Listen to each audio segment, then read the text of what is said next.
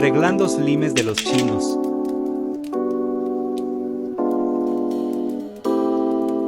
Pegamento.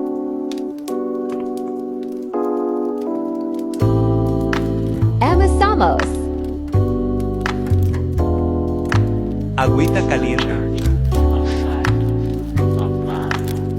Revolver y amasar.